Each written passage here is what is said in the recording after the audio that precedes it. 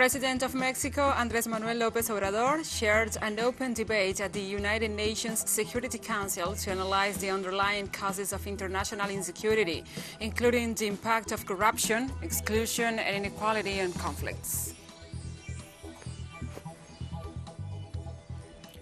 Chile's Chamber of Deputies approved the motion to impeach President Sebastián Piñera for his involvement in the Pandora Papers scandal.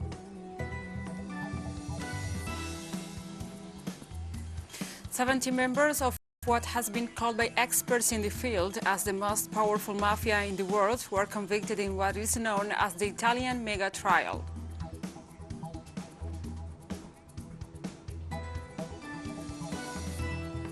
From the headquarters of Telesur English in Havana, Cuba, this is From the South. I'm your anchor, Gladys Quesada, and these are the news. President of Mexico, Andrés Manuel López Obrador, chaired an open debate at the United Nations Security Council to analyze the underlying causes of international insecurity, including the impact of corruption, exclusion, and inequality of conflicts.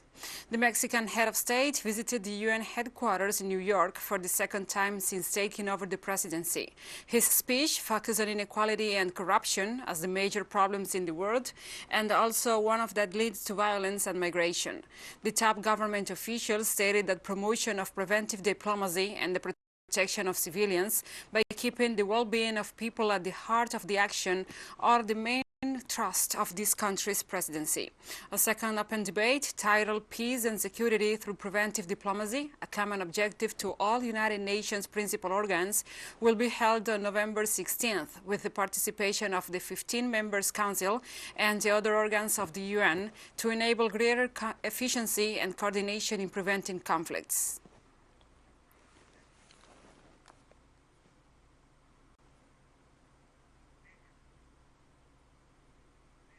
Now we continue. The caravan of migrants crossing Mexican territory has come across difficulties in its way. Both the police and the population have shown their refusal to receive them in the state of Oaxaca, fearing presence of COVID among them. 17 days after leaving Tapachula, the migrants have been leaving the caravan, and now there are just over 1,000 people seeking to regularize their migratory situation before continuing on the United States. Although the National Migration Institute has affirmed that there has been no case of COVID-19 in the caravan, locals' reaction towards this group has turned negative due to the possibility that some may be carrying the disease.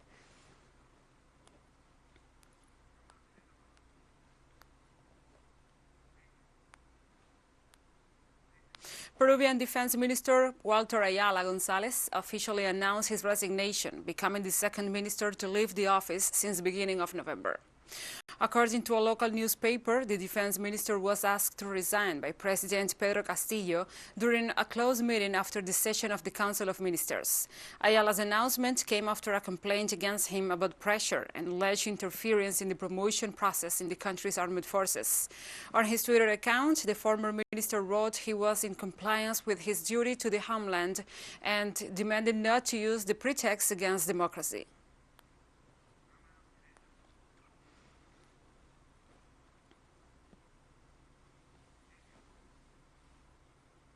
And the number of hired assassinations has increased recently in Paraguay, with 151 attacks recorded in 2021 so far.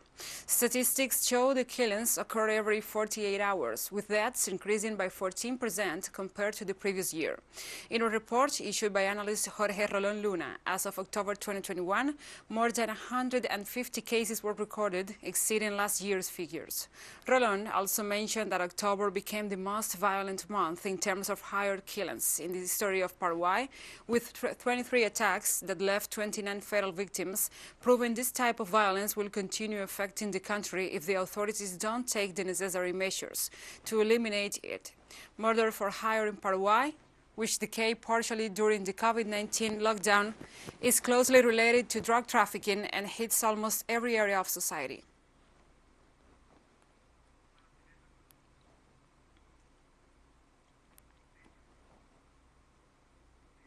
The vice president of the government of Havana, Cuba's capital, Luis Carlos Góngora, praised on Monday the constructive and forward-looking spirit of the capital of Cuba. The official stated that the current outlook of the city is very favorable, as there has been a gradual decrease of COVID-19 cases in the last 14 weeks as a result of all the comprehensive work that has been done. Góngora also highlighted the success of the vaccination campaign that in Havana already has 99.3% of the population with at least one dose, and 85% has the 3 required doses, with Abdala, Sovereign O2 and Sovereign Plus vaccines. The leader commented that the school year is already back to normal at all levels, as well as restaurants, cafeterias, theaters, galleries, cultural institutions and venues, bars, all with certain capacity and taking the necessary precautions.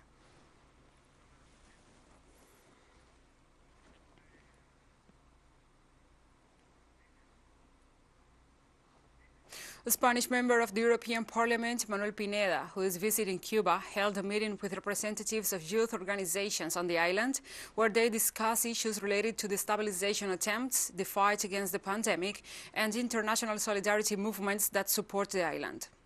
Pineda, who is also vice president of the Parliamentary Group of Friendship with Cuba in the European Parliament, reaffirmed his support for the Caribbean nation in view of the recent campaign against the island.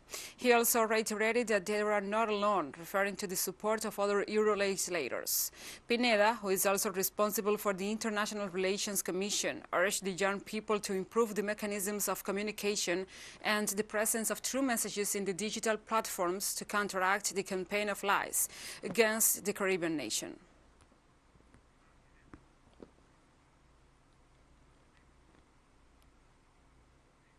Kelvin Aguirre, the president of the National Electoral Council in Honduras, promoted an agreement of peaceful elections to avoid political violence. Aguirre's call comes after a manifestation that called itself Against Communism, organized by the Officialist Party.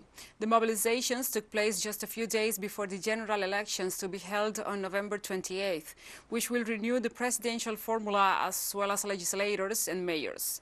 Aguirre stressed that Honduras wants peaceful elections, while indicating that several contending political institutes will agree to sign the document.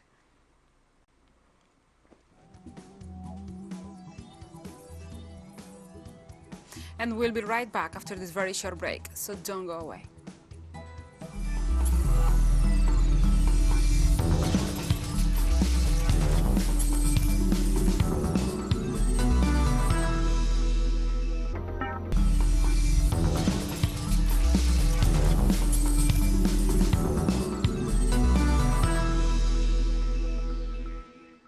Welcome back.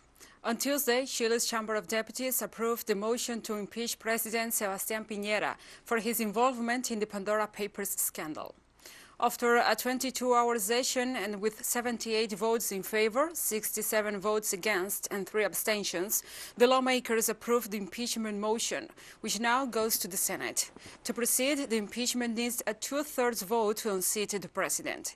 Piñera faces his second constitutional impeachment after the charges against him for human rights violations during the social outbreak of late in 2019. In this occasion, the accusation is based on the purchase and sale of Dominga mining company in the tax haven British Virgin Islands, including in the Pandora Papers scandal.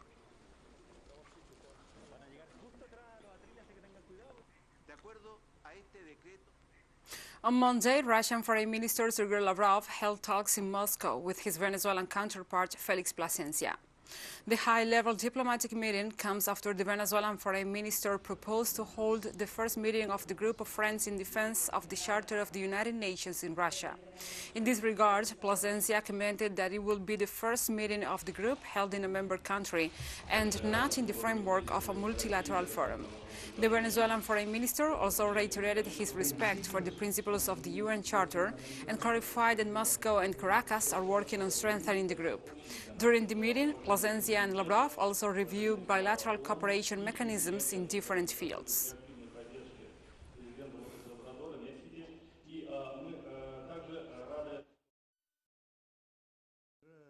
Foreign Minister Lavrov, thank you for the invitation. For me, it is an honor to be here in Moscow, representing the people of Venezuela and Nicolás Maduro's government in this important nation. As the Foreign Minister said, we have reviewed the most important aspects of our bilateral agenda that are truly paramount.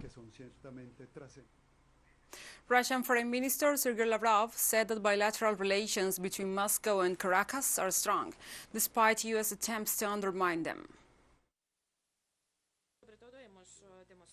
Above all, we have proven that our relation is based on mutual trust, mutual gain, on stability, making it possible to answer any issue that arises.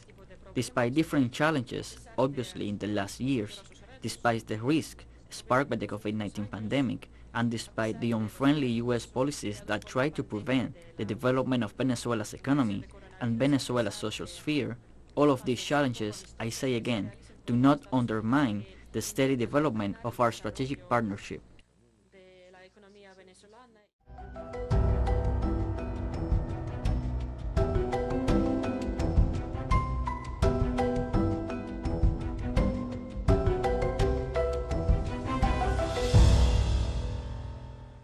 Now we address other topics. Experts said after 3.5 weeks of activity, there is no prospect of the volcanic eruption in Spain's Canary Islands ending in the short of medium term.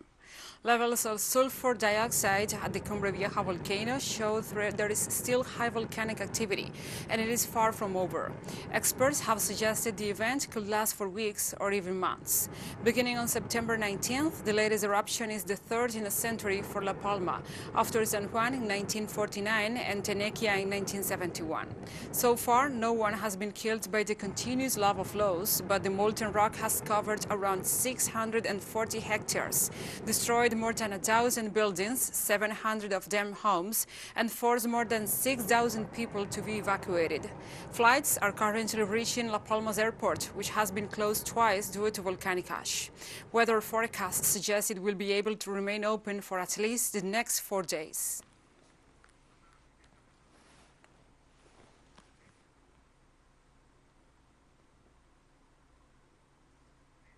And after walking thousands of miles across Europe, a giant puppet named Little Amal reached the Glasgow COP26 talks on Tuesday to raise awareness of the plight of refugee children on the front line of climate change. The 3.5-meter-tall Amal, a figure representing a young Syrian girl refugee, opened the plenarization of the talks, together with Samoan climate activist Brianna Fruin.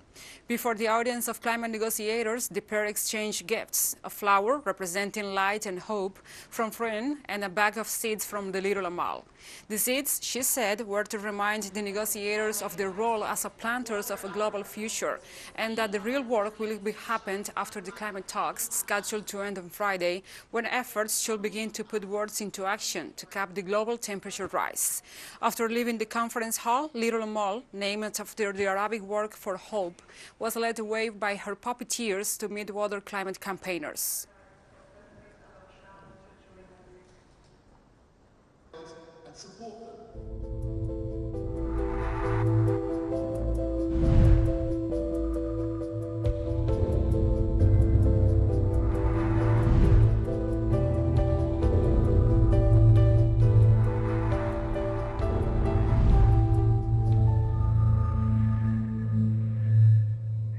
Now we move on. The United Kingdom has said that it will recognize COVID-19 vaccines on the World Health Organization's emergency use listing later this month, adding China's Sinovac and Sinopharm and India's Covaxin to the country's approved list of vaccines for inbound travelers. The changes, which come into force from November 22nd, will benefit fully vaccinated people from countries including the United Arab Emirates, Malaysia and India. According to the Department for Transport, travel rules are being further simplified as all people under the age of 18 will be treated as fully vaccinated at border and will not be required to take a pre-departure test, day 8 test, or self-isolate upon arrival. They will only be required to take one post-arrival test and a confirmatory free PCR test if they test positive.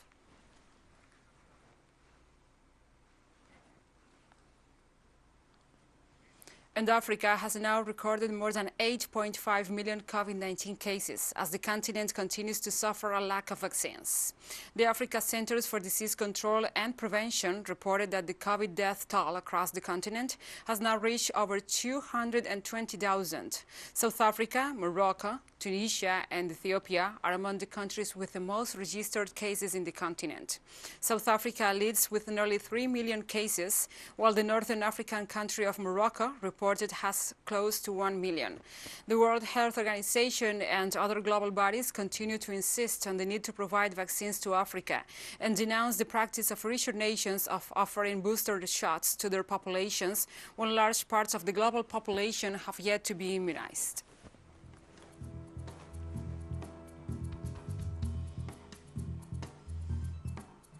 And we have more stories coming up after this final short break, so stay with us.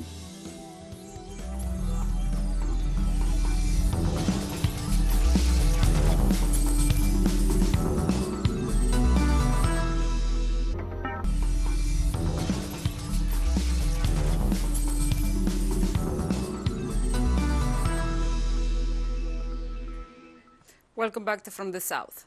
70 members of what has been called by experts in the field as the most powerful mafia in the world were convicted on Monday in what is known as the Italian mega trial. An Italian court convicted 70 people from the Calabrian mafia to more than 650 years in joint sentence due to the severity of the crimes for which they were prosecuted.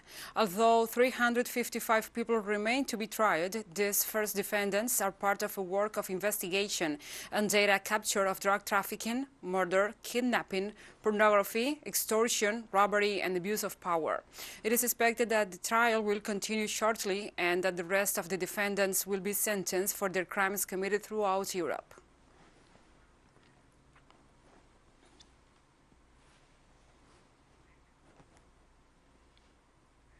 In Palestine, demonstrators filled the streets as they mobilized in solidarity with the young prisoners on hunger strike in Israeli jails, whose lives are at risk. Holding banners and photographs of the prisoners, Palestinians took to the streets of the main towns of the occupied Palestinian territories, demanding the immediate release of the prisoners whose lives are in danger after a prolonged hunger strike to protest the conditions under which they are detained. The director of international relations of the Palestinian Prisoners Club, Raed Amer, said that the situation threatens the martyrdom of the striking prisoners at any moment. Meanwhile, the leader of the Islamic Jihad movement, Khaled al-Bash, confirmed that the mediators have made great strides in trying to put an end to the suffering of the Palestinian political prisoners.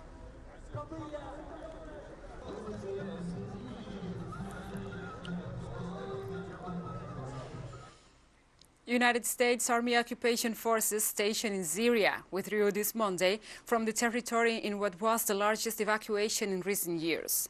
According to local sources, at least 270 vehicles left the illegal base of Kurab al-Johir in the province of Hasaka in Syria towards northern Iraq. The caravan, made up of 150 refrigerated trucks and 120 trailers carrying armored vehicles, left Syrian territory through the illegal Al-Walid border crossing. Members of the pro-U.S. militias and terrorist groups operating in the area also accompanied the evacuation, the largest in the last few days and years. The United States Army has systematically supported army groups and mercenaries opposed to the legitimate government in Damascus and has stolen the vast oil riches of eastern Syria.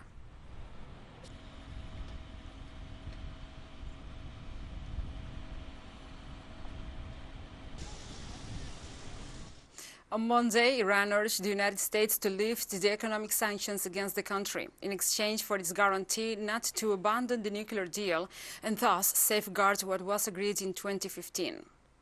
Foreign Ministry spokesperson Said Yatisabdiach explained that once the economic sanctions against the country are lifted, the United States must guarantee respect for other nations and international law, avoiding interference and meddling in the internal affairs of other countries. He also reiterated that this is not negotiable, as unless the sanctions are lifted, Iran will not return to its commitments under the nuclear deal with world powers. Talks to revive the joint comprehensive plan of action are set to resume in Vienna at the end of the month.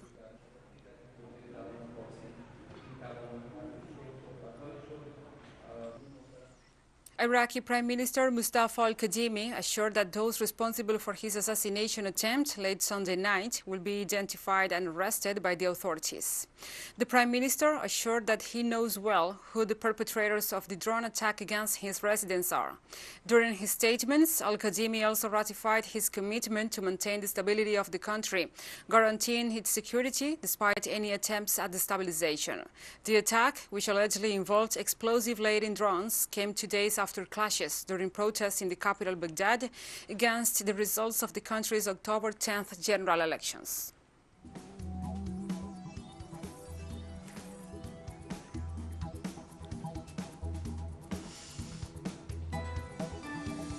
And we have come to the end of this news brief. But remember, you can find this and many other stories on our website at telesurienglish.net. And also, if you feel so inclined, please join us on social media for all the latest news. We are on Facebook, Twitter, Instagram, and Telegram. For Telesur English, I'm Gladys Quesada. Thank you for watching.